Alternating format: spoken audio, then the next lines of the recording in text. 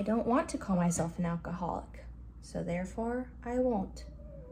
You can do absolutely anything that you want in this world. It is yours to decide what you want to do. It is your life.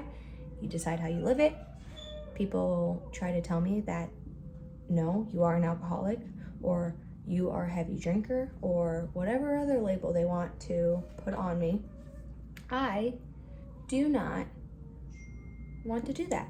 Therefore, I won't.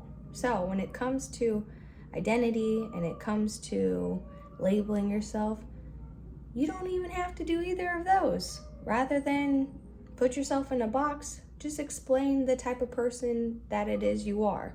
Characteristics, qualities, attributes, things that make you you, right? If we're going to be at our funeral, they're not saying, here lies Cheyenne Morrison, daughter of Kim Kellerman, alcoholic. They're not.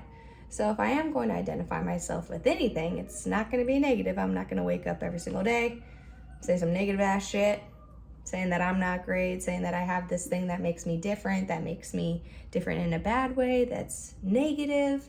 And some people want to say it's not negative, it's just the truth. Well, it's not my truth. And I choose to see myself in a positive light and take the pain that I've been through in life and use those lessons and turn it into power and wisdom, opposed to being down on myself every single day I wake up like, oh, alcoholic, put that on my resume, put that on my dating apps, like, taken.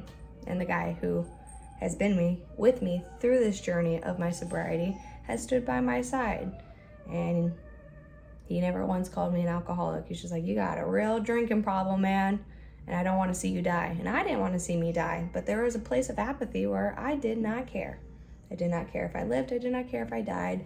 And that was because I was so uninformed with the fact that I did not have to call myself an alcoholic. I had a choice in the matter, that I could change my life and take that pain and turn it into power, take all that tragedy and become triumphant. I have the ability to decide for myself. Nobody was forcing me to drink, and nobody was forcing me to do the assortment of drugs that I did in my life, but I chose that for myself. I chose to feel limited because that was my belief. And when you have limiting beliefs, it's very hard to see the other side. So eliminate those limiting beliefs, reframe your view towards alcohol, and choose your own identity if you must, but make it something empowering and positive. That's what I did, and I've been very successful with my sobriety. I'm not white knuckling it. I'm not using motivation. I'm not using willpower, because those all dwindle away when your why becomes something like a distant thought or a not so familiar memory. So you have to have a big enough why. I don't drink because I want to be a positive role model for younger women looking up to me, because we think a lot of the times they're not looking, but they are. They're watching us, they're watching our every move to see what is and isn't okay.